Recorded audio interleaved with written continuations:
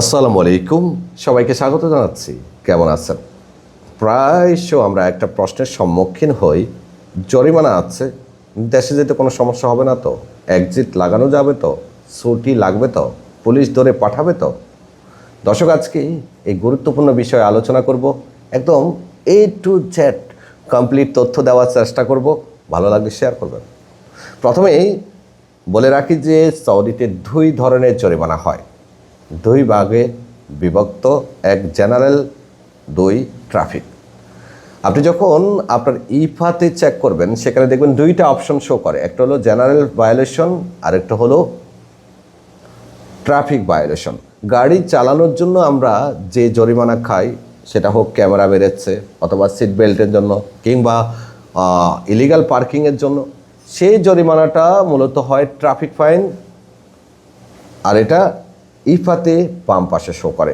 আর general fine বলতে আমরা যেটি বুঝি, আপনারা অনেকেই করোনার সময় মাস্কের জন্য জরিমানা খেয়েছেন, হজ করতে গিয়ে জরিমানা খেয়েছেন, ওমরা করতে গিয়ে জরিমানা খেয়েছেন, অথবা রাস্তা পারাপারের সময় জরিমানা খেয়েছেন, লুঙ্গি পরার কারণে জরিমানা খেয়েছেন, চায়ের কাপ বা থুতু ফেলার কারণে জরিমানা খেয়েছেন, কিংবা আপনি ট্রেনে উঠেছেন অথবা আপনি বাসে উঠেছেন, আপনার কাছে পেমেন্ট দেওয়ার মতো পেমেন্ট ছিল না, কার্ডে ব্যালেন্স ছিল না, এই ধরনের জরিমানাগুলো হয়ে থাকে জেনারেল ভায়োলেশন।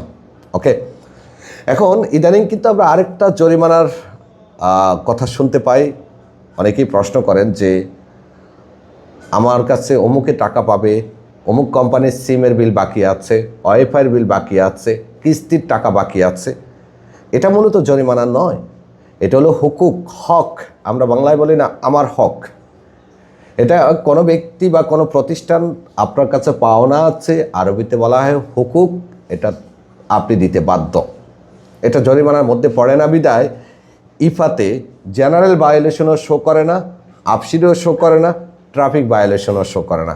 এটা মূলত হয় মিনিস্ট্রি অফ জাস্টিসের মধ্যে আইন মন্ত্রণালয়ের মাধ্যমে মামলা।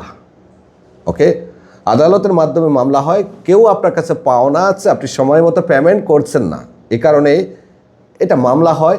এটা কোনো জরিমানা নয়, এটা কোথাও শো করে না। আর কেউ আপনার বিরুদ্ধে পাওনার জন্য যদি মামলা করে, হোক কোনো কোম্পানি, হোক কোনো প্রতিষ্ঠান, অথবা হোক কোনো ব্যক্তি, যদি সে মামলা করে, সেক্ষেত্রে আপনি তার পাওনা মেটানো পর্যন্ত আপনার দেশে যাওয়া নিষেধাজ্ঞা থাকবে।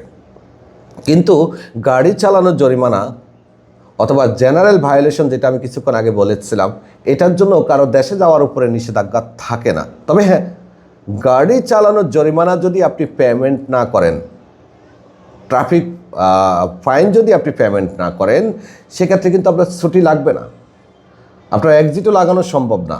যদি আপনার কফিল ইকামার মেয়াদ থাকা অবস্থায় অথবা আপনার ইকামার মেয়াদ নেই কিন্তু আপনার গাড়ি চালানোর জরিমানা আছে, সেক্ষেত্রে আপনি স্পেশাল এক্সিটও পাবেন না, নর্মাল এক্সিটও পাবেন না, এমনকি আপনার ছুটিও লাগবে না। এছাড়া আপনি অন্যান্য যে কোনো কাজ করতে গেলেও আপনাকে ট্রাফিক ফাইনটা আগে পেমেন্ট করতে হবে। ট্রাফিক ফাইন বা গাড়ি চালানোর জরিমানা পেমেন্ট না করে আপনি কোনো কাজ করতে পারবেন না, সরকারি কোনো কাজেই আপনাকে সুযোগ দিবে না। ছুটি বলেন, ইকামা রিনিউ বলেন, এক্সিট বলেন, এটা।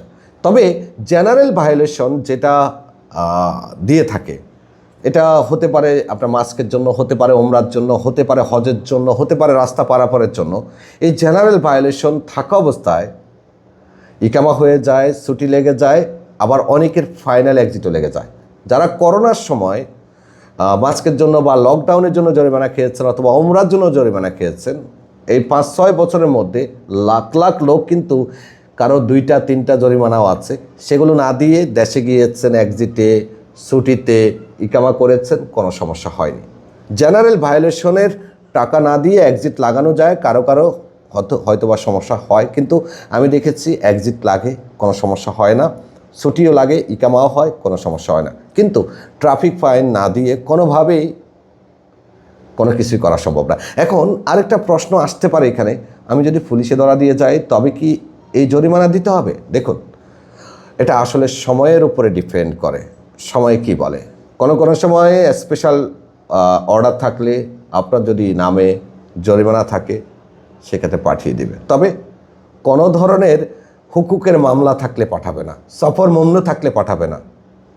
শুধু ট্রাফিক জরিমানা থাকলে কখনো কখনো আমরা শুনেছি এবং জেনেছি যে সফর জেল থেকে পাঠিয়ে দিয়েছে, কিন্তু আপনার যদি সফর মমনু থাকে সেক্ষেত্রে নয়।